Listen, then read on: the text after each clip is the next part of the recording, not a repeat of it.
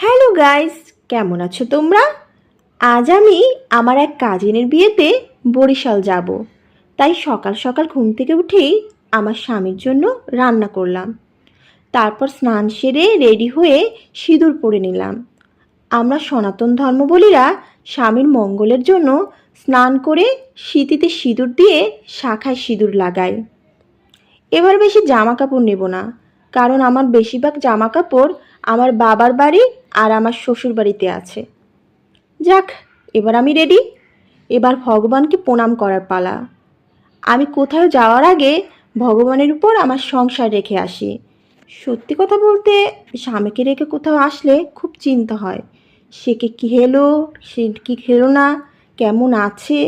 কিন্তু এটা ভেবেই শান্তি লাগে, ভগবান আমার সংসার দেখাশোনা করে রাখতেছে যখন, তখন সব ভালো আছে।